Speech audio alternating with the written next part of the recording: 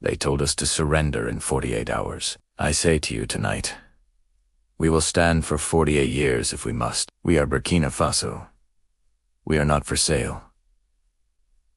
The speech electrified his people. Crowds poured into the streets, not in panic, but in celebration. Firewood was gathered, drums began to beat, and songs rose into the night sky. What was meant to be a countdown to submission had become a festival of defiance. Abroad, the reactions varied. Western media outlets questioned stability and hinted at regime change. But in African capitals, ordinary citizens lit candles, posted his words, and Kayedim, the captain who said no. His name traveled beyond borders, from university campuses in Nigeria to rural villages in Senegal. The ultimatum had failed. The threat had not broken the nation. Instead, it had given birth to something larger. The image of Ibrahim as a leader willing to risk everything for sovereignty. The 48-hour ultimatum may have expired, but its shockwaves were only beginning. In Ouagadougou, the central square no longer emptied at night. Families arrived with mats and lanterns, determined to make their presence permanent. For them. For them. The streets had become a parliament, a living assembly where sovereignty was not debated in conference halls, but proclaimed in song and chant. Merchants closed their shops to join. University students painted murals of Ibrahim standing tall beneath the national flag. Women's groups organized kitchens to feed those who had gathered. What had begun as a political standoff transformed into a civic rebirth. The people were not simply defending their leader, they were defending their own dignity. Observers noted the symbolism. In a country often portrayed as fragile, divided, or dependent, unity now reigned. For the first time in decades, from across ethnic lines and regions, stood together in one voice. They did not speak the language of surrender. They spoke the language of possibility. But the transformation was not without cost. Reports surfaced of economic pressure. Foreign investors withdrew, imports slowed, and the price of fuel spiked almost overnight. Yet even in hardship, the public mood was defiant rather than broken. As one elder in the crowd told a foreign reporter, "We would rather walk to work than bow to foreign threats."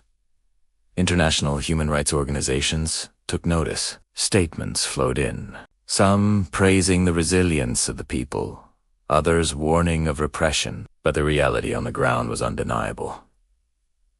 A population that had long been excluded from decision-making was now actively shaping the future. Burkina Faso's government, under S steady direction, embraced the moment. Ministers were seen in the crowds, not hiding behind fences. Security forces stood side by side with citizens instead of confronting them. The line between state and people blurred. And in that blurring lay a new form of legitimacy. The ultimatum intended to weaken its government. Instead, it had transformed the presidency into a movement, one rooted not in decree but in the living energy of its people. Inside government chambers, the ultimatum reshaped the very architecture of power. Where once debates centered on foreign aid packages and international agreements, the conversation now revolved around self-reliance and national survival. Ibrahim, still only in his 30s, had forced his ministers to confront a reality few dared to imagine. Burkina Faso would have to chart its future without leaning on those who demanded submission. Legislators who had previously hesitated to support the young president now found themselves swept up by the tide of public sentiment. To oppose in that moment was to oppose the crowds that filled every major square in the country. Political opposition grew quiet, not because dissent was forbidden, but because the people had made their choice. In a democracy, silence can be as powerful as a vote. Internationally, the shift was unmistakable. The ultimatum had failed, but its echoes had pushed Burkina Faso into a new category of African states, those willing to reject external dictates openly. This placed the nation alongside Mali, Guinea, and Niger in a growing alliance of defiance. Together, they signaled that Africa's political future would not be dictated from Washington, Paris, or Tel Aviv, but from the streets of Bamako, Conakry, and Ouagadougou. The risks, however, were immense. Western governments began to signal possible sanctions. Aid programs were threatened with suspension. Trade contracts were reviewed. Economists warned of inflation, shortages, and capital flight. Yet for every grim forecast, there was a counterweight. The determination of the people and the symbolism of a leader who had not flinched. Civil society groups in neighboring countries began to organize solidarity. In Dakar, students waved flags. In Lagos, social media campaigns trended with the phrase, "Africa is not for sale."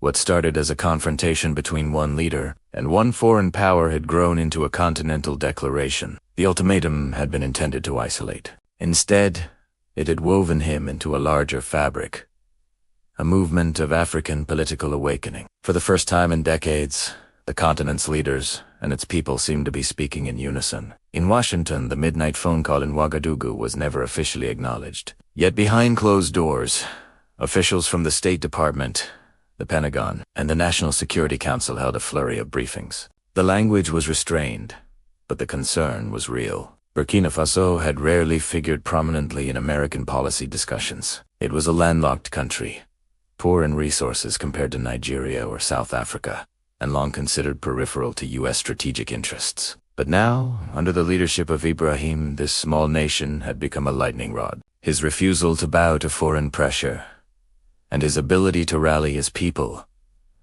resonated in ways Washington could not ignore. Cable news networks aired footage of the protests in Ouagadougou. Commentators debated whether it was a reckless populist or a rising statesman. Retired generals compared the standoff to Cold War flashpoints, warning that underestimating Africa's leaders was a mistake the West had made too many times. Think tanks began publishing papers overnight, some urging quiet engagement, others recommending containment.